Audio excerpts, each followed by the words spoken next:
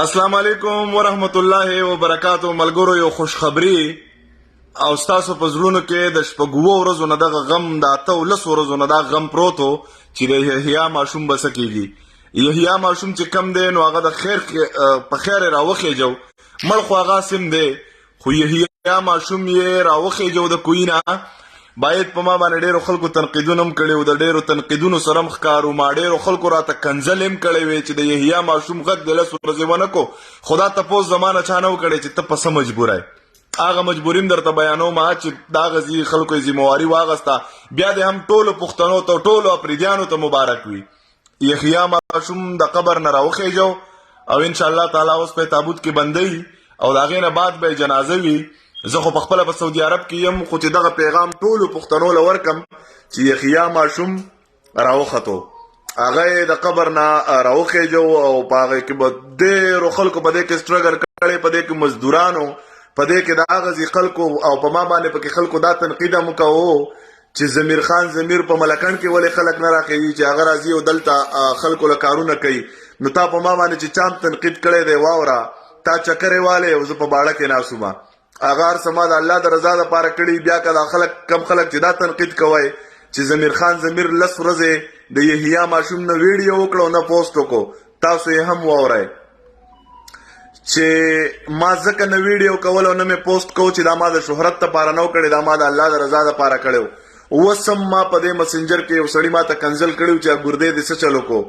که اوس تر سره هغه میسیجونه د خلکو شیر کوم چې کمی د ما په باره کې د ګردې په باره کې زما سره کړي چې ګرده در باندې خرڅه کا هغه هم په شهرت کې راځي خدا بر سره ورس شیر کوم دا بر تخیم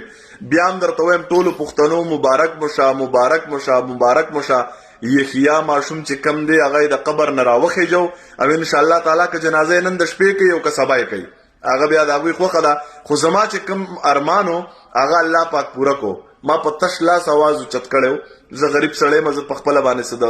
کنیډا نه نیم راغلی خو بیا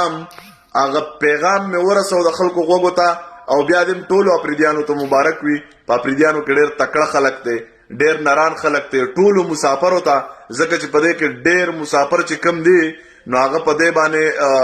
خلکو دا لکې نه ده زه درته صرف خیمه خلک په بیا اجازت ته دې سړی وی دی دای نه د زراوسته نیم عمرېلا د ماته وی چې زمیر صاحب د 15 لکو نواله تر د 15 لکو روپو پورې خرچا د دې ذمہوار بځایما دا دلته غریب بس خپل سټک پک روزګار وکي ما ورته وی چې رور هغه خو یو سړی ومنله وی ته عمرېلا راځي مې قربان دې شم عمرېلا لاسوک خپي او عمرېلا بسوک نزي دا را سره د ثوابه ملګری ناستي ټول خان سلام منظور کا دا ټول مرګري را سره ناستي بیا ټول پښتنو بیا دې درته ډېر ډېر مبارک وي چې یحیی ماشوم چې کم دی نو هغه په خیر خیریت مړ خو اسې هم دی خو راووتو د قبر نه او ان شاء الله یا به سبا جنازه وي یا به د شپې جنازه وي نو زه په ټولو پښتنو فخر کوم زه په ټولو مسافرو فخر کوم کوم خلکو چې ما ته کنزل کړي دي او په ما تنقید کړي دي په ما په سمستغه سپوري ویلي دي نو الله درته هدایت وکا ځکه چې یو خبره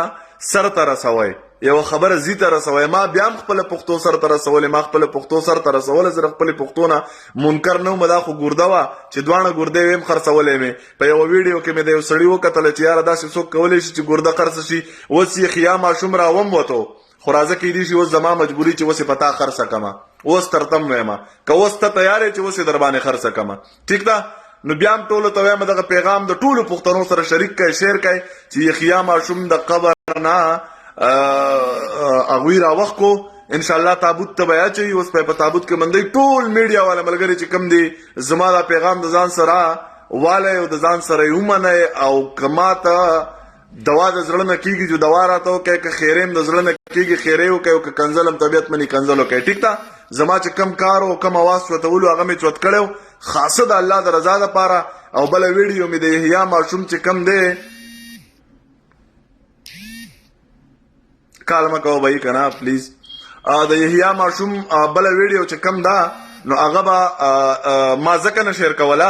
چې ما د شهرت لپاره نه کولا چا چې د شهرت لپاره کولا هغه خلکو پیژندل او چا چې د منډه لپاره کولا کني علن کې کله چې د یحیی ماشوم په قبر کار شروع کېدو زید الله بهیل دی الله ډیر عمر ورکی د باړې دی ډیر تکړه لګته هغه یو خبره وکړله